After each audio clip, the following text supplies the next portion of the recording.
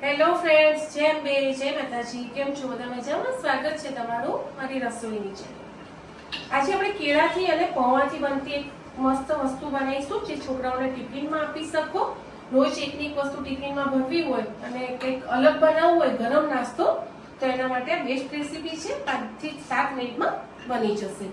તો મેં એના માટે લીધા છે કાજુ, દ્રાક્ષ અને સિંગદાણા. એક કેળું છે, કોથમીર અને મરચાં છે. છોકરાઓ માટે બનાવતા હોય તો મરચું નહીં એડ કરવાનું. લીંબુ અને ખાંડ જોઈશે. અને 1 વાટકી જેટલા મેં પૌવા પલાળીને રાખ્યા છે 10 મિનિટ પહેલા. તો ચલો રેસીપી સ્ટાર્ટ કરીએ. તો સૌ પહેલા આપણે કાજુ, દ્રાક્ષ અને સિંગદાણાને એક અડધી ચમચી ઘીમાં શેકી લઈશું. તો એની સ્મેલ બી સારી આવે અને ફટાફટ ફટાઈ બી જાય. તો ચલો ગેસ ચાલુ કરી દઈએ. તો ચલો સ્મેલ બી આવવા લાગી છે, તો એને મસ્ત વાટી લઈએ. થોડા કલર બદલાય ને એટલે લઈ લેવાનું. અને આ વસ્તુ તમારે ડીપ ફ્રાય કરો, સેલો ફ્રાય કરો, જે રીતે છોકરાઓને ખવડાવી હોય એ રીતે કરી શકો છો. તો ચલો એને વાટી લઈએ અધકચરા પહેલાં, પછી એનો મસાલો કરીએ. હું એને અધકચરા વાટવા છે એટલે ખાયણીમાં જ વાટી લઈશ. જો તમારે મિક્સરમાં એકદમ ભૂકો કરવો હોય તો મિક્સરમાં લઈ લેવાનું. તમને જે રીતે ફાવે, છોકરાઓ જે રીતે ખાતા હોય એ રીતે વસ્તુ લઈ લેવાનું.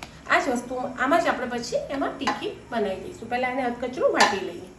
તો ચલો મેં લઈ લીધું છે ખાયણી પારામાં જે મેં વાટીને તૈયાર કર્યું ને અધકચરું. અધકચરું મતલબ થોડું વટાય થોડું ના વટાય એવું. મોઢામાં આવે ને તો સારું લાગે. એક તો આપણે ઘીમાં મસ્ત શેક્યું હોય અને ઉપરથી પછી તળાય કે થોડું ઘણું પેલું થઈ જતું. આ કેળું 2 મિનિટ પહેલાં છોલીને રાખ્યું હતું એટલે એવું લાગે છે તમને. અને આપણે પાકી લઈશું કેળું. હવે છે કોથમીર અને મરચાં. છોકરાઓ માટે બનાવતા હોય તો કોથમીર નહીં અને મરચું નહીં લેવાનું. અડધી ફાળ આપણે લીંબુની જોઈ લઈશું. હવે આપણે અંદર એડ કરીશું જે આપણા પલાળેલા પૌવા હતા એને. આમાં જશે મસાલા. છોકરાઓ માટે બનાવતા હોય તો મસાલા માપે કરવાના. તો ચલો અંદર મસાલા એડ કરી લઈએ. મસાલામાં ખાલી મીઠું જ એડ કરીશું. પૌવા અને કેળું બે વ્હાઈટ છે તો થોડું આપણે વ્હાઈટ ઉપર જ રાખીશું. લાલ મરચું કેવું એડ કરી અને કલરની ચેન્જ કરીએ. ચીલી ફ્લેક્સ લઈ લઈશું તીખાસ માટે. આમાં જવા દઈશું આપણે અડધી ચમચી જેટલી, અડધીથી બી ઓછી ચમચી જેટલી ખાંડ. લીંબુ નાખ્યું છે બેલેન્સ કરવા. ના નાખવું હોય તો વાંધો નથી.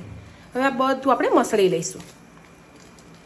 કેળું, પૌવા, સિંગદાણા, કાજુ અને ટિક્કીનો શેપ આપીશું. ટિક્કીનો શેપ આપો, લંબચોરસ કરો, રાઉન્ડ શેપ કરો, જેવું છોકરાઓને ગમતું હોય ને એવો આકાર આપવાનો. તો એમને ટિફિનમાં મજા આવે લઈ જવા. તો એકદમ મિક્સ કરી લઈશું. આમાં બીજું કશું જ એડ નહીં કરીએ. અને જો ફરાળી કરવું હોય તો ખાલી પૌવાની જગ્યાએ સાબુદાણા લઈ લેવાના. છે ને મસ્ત રેસીપી. કોઈ વધારે પડતી તામઝામ નહીં થાય. 5 થી 7 મિનિટમાં તૈયાર થઈ જશે. કોઈ આમાં લોટ બી એડ નથી કરવાનો. થઈ ગયું. હવે નોર્મલ જે રીતે તમારે ટિક્કીનો શેપ આપવો હોય એ રીતે. જો કટલેસનો આપવો હોય તો કટલેસનો આપો. આવું રાઉન્ડ રાખવું હોય તો રાઉન્ડ. ચલો હવે આપણે આવી ટિક્કી બધી ભેગી કરી લઈશું. અને આમાં તમારે જો કંઈ લોટ એડ કરવો હોય, છોકરાઓ માટે કરતા હોય કે મોટા માટે, તો બી કરી શકો છો અને એકલો બી કરી શકો છો. ચલો તો ગોળ શેપ આપી દઈશું. તમે તમારી ચોઈસ પ્રમાણે છોકરાઓને પૂછીને આપજો કે કયો ટેસ્ટ કરો, કયો શેપ કરવો છે. ટેસ્ટ તો બહુ જ મસ્ત થશે. આ રીતે હું બધી ટીકી કરી લઈશ. જો તલ આજુબાજુ તમારે લગાવવા હોય તો બી બહુ જ મસ્ત લાગશે. તો મેં બનાવી દીધી છે આટલી ટીક્કી, બરાબર. 1 2 3 4 5 6 7 ટીક્કી થઈ છે. તો ચલો એને આપણે સેલો ફ્રાય કરીએ. હું લઈ લઈશ 1 ચમચી ઘી. 1 ચમચી બી ફૂલ ભરીને નથી લીધું, ઓછું જ છે.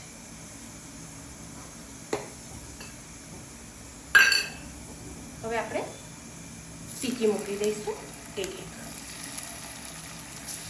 તળવાની જરૂર નથી, બહુ જ મસ્ત લાગશે. આ રીતે કરશો તો બી. એર ફ્રાયર હોય તો એર ફ્રાયરમાં કરી લેજો. ચલો અને ધીમા તાપે 2 થી 3 મિનિટ શેકવા દઈશું.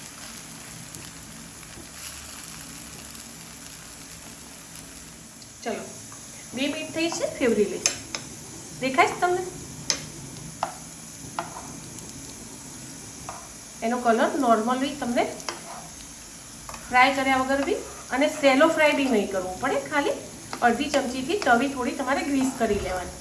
ઓછું ઓઇલ ઓછું વાપરવું હોય, ખાવું હોય તો.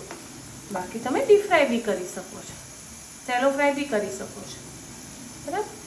હવે હું જોડે ઊભી છું તો 1 મિનિટ સુધી હું મારો ગેસ ફૂલ કરી દઈશ, એટલે આજુબાજુની કિનારીને બી મસ્ત થોડો તાપ પડે તો સારી લાગે.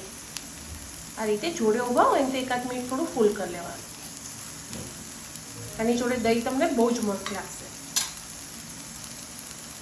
તો ચલો ફ્રેન્ડ, ફરીથી એકવાર ક્રિસ્પી કરવા માટે ફેવરી લઈશું. જો કેટલો મસ્ત કલર આવે છે ને. હવે તમારે કેટલું ક્રિસ્પી કરવું ને એ તમારા ઉપર રહેશે. આવો કલર ડાર્ક લાવો કે આવો પહેલાં આપણે લાઇટ કર્યો તો એવો કરવો, પણ ડાર્ક કરજો, મજા આવશે ખાવાની. આ રીતે આપણે બધા ફેવરી લઈશું છે. હવે બસ 1 જ મિનિટ રાખીશું અને પછી લઈ લઈશું.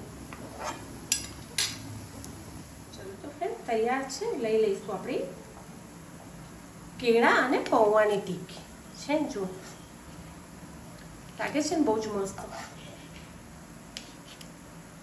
7 મિનિટમાં બની તૈયાર થઈ જશે, વાર બી નહીં લાગે. ટિફિન માટે તમારે બહુ ઇઝી રેસીપી છે અને સાથે સાથે ટેસ્ટી બી છે.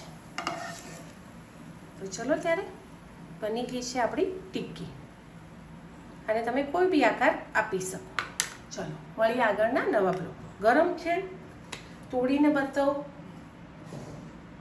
તો ચલો તોડીને બી બતાવી દઉં, એને કટ કરવી પડશે કારણ કે આપણે બટાકા પૌવા બનાવીએ છીએ ને ફ્રેન્ડ, એટલે આપણે પૌવાને બહુ ચઢવા નથી દેતા. બટાકું પ્રોપર ચડી જાય છે ને, અને પછી નાખી અને 2 મિનિટમાં ગેસ બંધ કરી દઈએ છીએ. એટલે આ ટિક્કીમાં કશી જ વસ્તુ કાચી રહેશે નહીં ફ્રેન્ડ. તો ચોક્કસથી બનાવજો અને ટ્રાય કરજો. ફરી આગળના નવા બ્લોગમાં. બાય.